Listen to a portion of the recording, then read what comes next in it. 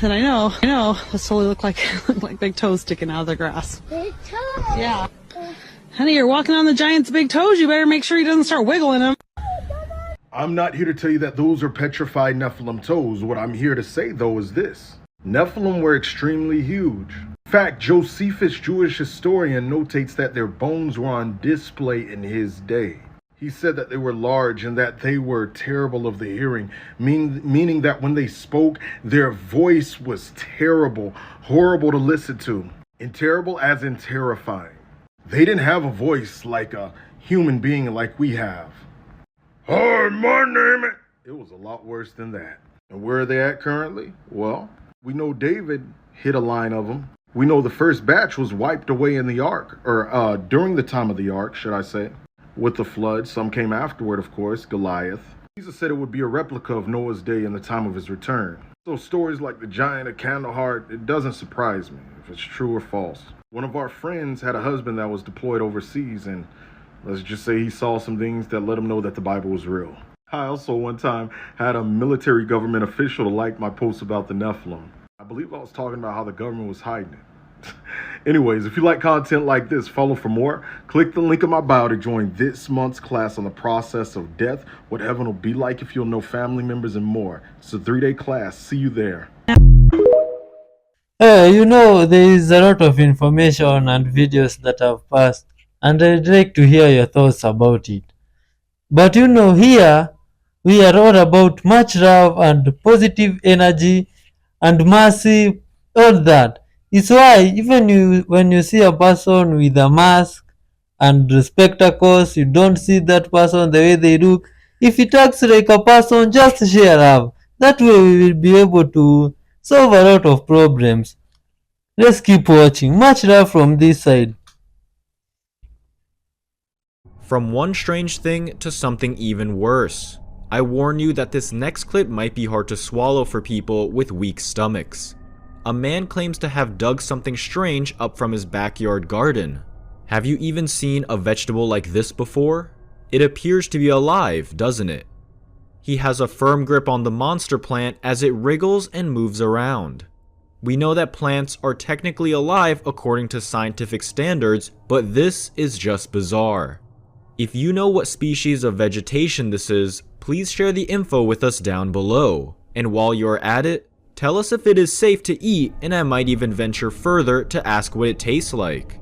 Judging from looks alone, I won't be volunteering to taste test this in my next bowl of Sunday stew anytime soon. Why does the roots look like fingers? Oh, what roots is that? Oh my god. You might see very, very significant changes even before the end of the year. And part of the reason why I say that is because of this. Let's go to this for a second. This particular formation appeared in Italy on May 30th of this year. And you can see it there next to the beautiful house. And here it is with some cars in front of it. Another house, the same house, I think. Maybe a different one, but off to the right there. And then here it is again from farther away. Now, this crop circle was deciphered. You can see it was near Casina del Colle in Brescia, Italy. Now, I guess first of all, I'll tell you that my opinion is that these are not fake. These are not made by humans, or at least not regular humans, and they're not made with any type of conventional technology. Crop circles appear to be created by some type of strange process that manipulates every single grain individually. And when we see the actual crop circles, when we go there and we look at them, we find out, they've got bending growth nodes. Right where one growth node appears, it looks kind of like a ball along the stalk. It will bend, but only there. The stalks themselves are not broken. It's only that they bend at the growth nodes. And then they keep growing after they've been treated this way. So the crops are alive, they're harvestable, you can still eat the wheat, and everything's cool. So when we think about this in terms of, why would somebody want to make these crop formations? What's the objective behind crop circles? To me, it's pretty straightforward. We are seeing a higher intelligence that is communicating to us through the use of symbology. And so in this case, what we're seeing is that there is what looks like a stylized eclipse, and I believe this illustration on the left here, yeah, it does look like what you see on the right, which is these typical illustrations of eclipses. And so, sure enough, there's an eclipse coming, as it says here, on October 14th, 2023, which is now disturbingly close to the present.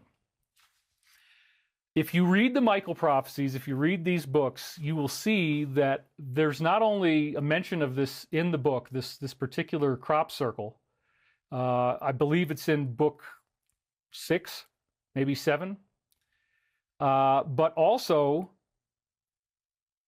there is a whole new way of looking at this in light of what just happened with this thing with Israel. So here we've got this solar eclipse coming up, and in conventional science, of course, eclipses don't cause any trouble. But in the new science, eclipses are directly correlated with things like the fall of kings, the overthrow of existing rulerships, very, very dynamic, electrical, unpredictable changes. And even just as I'm going to tape here, and the last thing I read online before I started taping is, Iran is going to support the Palestinians, which basically means now you got Iran against Israel, which starts to sound like a bigger war, and it's going to escalate and escalate. Now, if we lived in an acausal universe where our thoughts did not directly affect reality, that might be true, but we do live in a causal universe. We do have a direct cause and effect relationship between our thoughts and between the manifestations of reality that we then encounter. And so understanding this is a key to sanity, because once you begin realizing the degree to which you live in a spiritual universe, you no longer have to suffer within it. Suffering is actually something that in Buddhism they call Maya, the Mayic delusion. It's also called samsara. And suffering is not necessary. There is an elixir of consciousness that opens to those who seek the universal mind through meditation. And that is what I am proposing that we are going to do today. So when I see this very scary crop circle, and then all of a sudden it's telling me, yeah, you know what, you're going to have some type of big thing going on October 14th.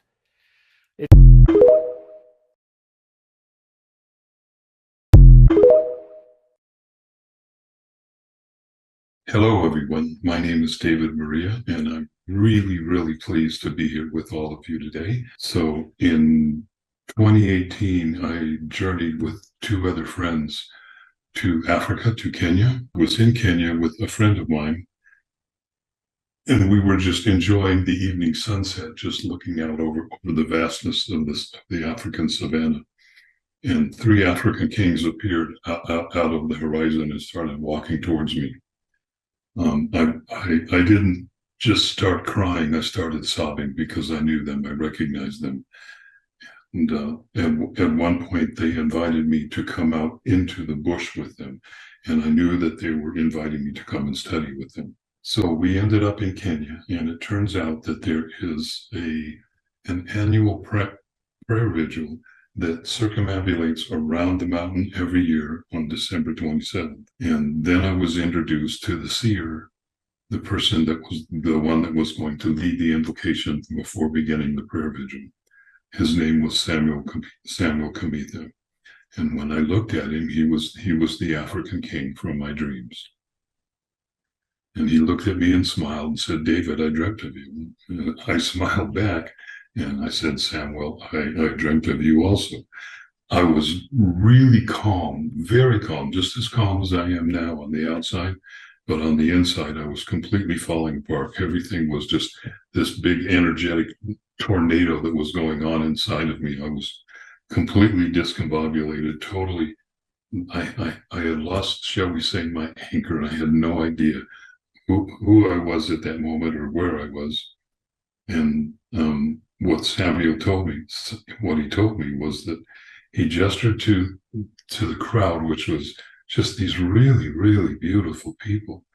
And he said, "These are some of the kindest, gentlest, most sincere people that you'll ever meet in your life. And there's not a single one of the person here, except for me, that knows who you are." But my life has completely changed, top to bottom, topsy-turvy, since then. I often describe that in that first visit, I went to Africa and I did return, except that David didn't. So who returned is the essence of who I am. There is no death. Believing that death exists is the most unkind lie that has ever been told to the human race. And for whatever reason, we've accepted it. We've believed it. Yes, eventually, all of us are gonna lose our physical body. That's just a given. If you're born, whatever's born is going to die. But that doesn't mean that you die, because you're not your body. Your body is something that you craft to be able to live in and hopefully connect with and live with your soul in it. That's the whole purpose of being here, is to remember who you are, cleanse your physical body, remove all of the layers that surround each and every one of us. Yo, this is now very interesting. You see, some people say that Kenya is the God's nest, and that is very amazing considering what this guy was just saying. And people here there have intelligence and knowledge from the past, knowledge that other people don't know. And us here we are recording live from a place near there, and this thing that we are spreading about love, it is a message to the universe out there. This will change a lot of things if we apply love to everything. You see, when you pay hatred and jealousy with love, things will change very positively. You see, please try and do that. In the meanwhile, press the like button and subscribe. Let's keep watching. Much love from this side of Africa. Tell us where you are from. Well, well, well. What do we have here? The flags of all nations, eh? I wonder if there's any interesting ones on there. I wonder. To deduce precisely what we're looking at, let's study this American flag with 40 stars. 40. Hello, ChatGPT. When did the US have 40 states? The US had 40 states from 1889 to 1890. So we know that the document is between the dates of 1889 and 1890. And the pirates have their own flag. Super cool. But this Chinese flag looks unique. I wonder what time period this is from. Well, the flag of the Qing dynasty was an emblem adopted in the late 1889 to 1890. So we know that this document's from 1889 to 1890, which makes this one very, very interesting.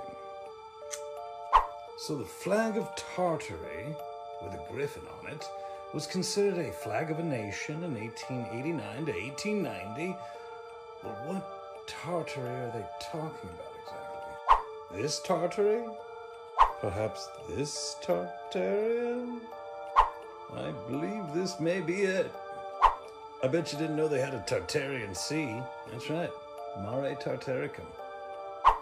Where does that leave us, except to conclude that in the years 1889 to 1890, people around the world still considered Tartaria.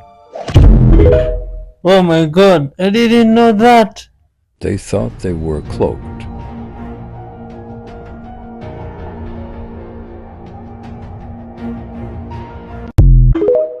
Did you see it? Oh my god, man. Oh, no. They won't come up as long as we feed them down there. You understand? It's about human beings selling themselves out. The echelon attitude here, the needs of the few outweigh the needs of humanity. And sorry, that just isn't right. You know, but it's going to have to be humanity that's going to rise up and take the stand. You're just going to have to turn off your televisions. They're going to have to get in their car. They're going to have to fire everybody who see that knows and does nothing. And they're going to have to do something. Even in the 90s, this man was able to see the future we were headed for. And it turned out exactly like he said. You know, this apathy's got to end. Otherwise, the way we live is going to end. Period. I mean, that's the bottom line. You know, and I'm not coming from a fear space. I'm really quite angry about the apathy and the fact that, you know, when people give lectures and try to tell us, people want to stand up and fight with them. Look at what's happening around us. The indications are everywhere, everywhere. The truth is now an obscure thing. You know, the lie is the norm. There's something wrong here. What's wrong with this picture?